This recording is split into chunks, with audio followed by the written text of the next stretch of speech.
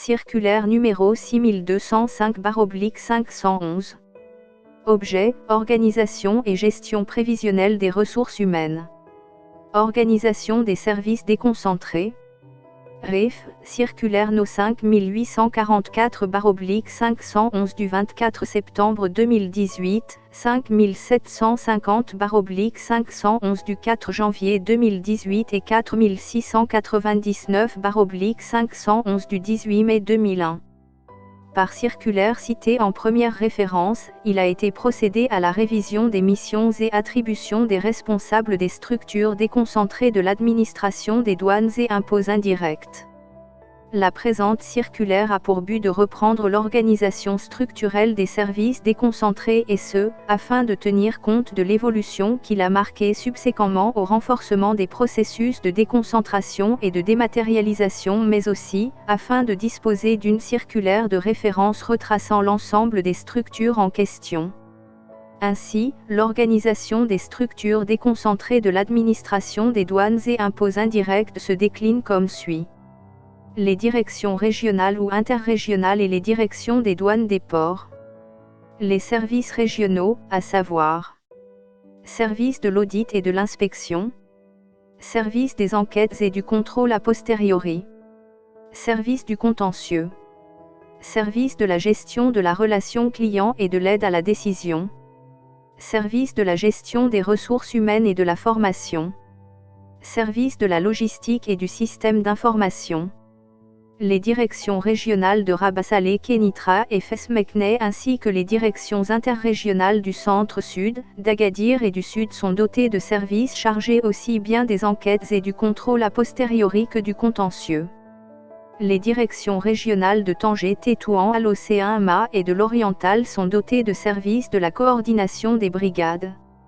Les directions préfectorales, interpréfectorales, provinciales et interprovinciales et les directions des importations, des exportations, des voyageurs et des MED. Les ordonnancements. Les recettes.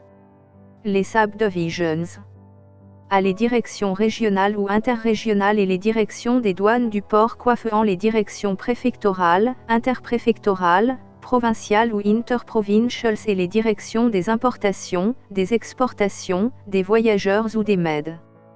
Elles sont chargées de la mise en œuvre de la politique douanière et assurent l'orientation, le contrôle et la coordination des services douaniers qui leur sont rattachés, conformément aux lois et règlements en vigueur et dans la limite de leurs compétences territoriales ou fonctionnelles. Le directeur régional ou interrégional et le directeur des douanes du port exercent un pouvoir hiérarchique vis-à-vis des directeurs préfectoraux, interpréfectoraux, provinciaux ou interprovinciaux et les directeurs des importations, des exportations, des voyageurs ou des MED du ressort.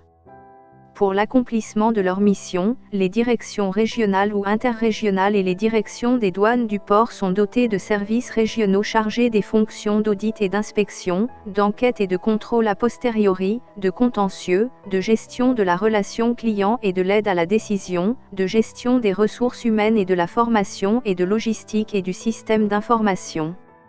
B. Les directions préfectorales, interpréfectorales, provinciales ou interprovinciales et les directions des importations, des exportations, des voyageurs ou des MED coiffant les ordonnancements, les recettes et les subdivisions.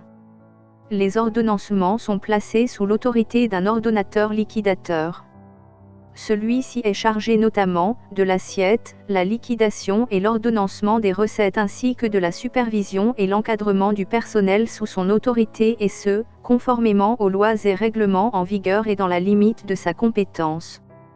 L'ordonnancement est organisé en fonction de la nature et de l'importance des activités qu'il coiffe, à savoir le manifeste, l'import, l'export, le contrôle de la valeur, le contrôle des voyageurs, le dédouanement des envois postaux, la gestion des régimes économiques en douane, les impôts indirects, la garantie des métaux précieux et la gestion et vente des marchandises saisies ou abandonnées en douane. L'ordonnateur peut être assisté dans l'exercice de ses fonctions par des ordonnateurs adjoints ou des chefs de bureau. Les recettes sont placées sous l'autorité d'un receveur des douanes. Celui-ci est responsable notamment du recouvrement des recettes dont il a la charge, des paiements qu'il exécute, de la tenue de la comptabilité, de l'exécution des opérations comptables ainsi que de la supervision et l'encadrement du personnel sous son autorité et ce, conformément aux lois et règlements en vigueur et dans la limite de sa compétence. Il peut être assisté par des receveurs adjoints et des chefs de bureau. Les subdivisions sont composées de brigades et placées sous l'autorité d'un chef de subdivision. Ce dernier est chargé notamment de l'organisation, du contrôle et de l'évaluation de l'activité des brigades en matière de surveillance et de lutte contre la fraude et la contrebande ainsi que de la supervision et l'encadrement du personnel sous son autorité et ce, conformément aux lois et règlements en vigueur et dans la limite de sa compétence. Les tableaux ci-annexés reprennent l'organisation structurelle des services déconcentrés par direction. Annexe 1, Direction des douanes du port de Tanger-Méditerranée. Annexe 2, Direction régionale de Tanger-Tétouan à l'Océan Ma. Annexe 3, Direction régionale de l'Oriental. Annexe 4, Direction régionale de Fès-Meknès. Annexe 5, Direction régionale de Rabat-Salé-Kénitra. Annexe 6, Direction des douanes du port de Casablanca. Annexe 7, Direction régionale de Casablanca-Ceuta. Annexe 8, Direction interrégionale du Centre-Sud. Annexe 9, Direction interrégionale d'Agadir. Annexe 10, Direction interrégionale du Sud. Les circulaires en référence sont modifiées et complétées en conséquence.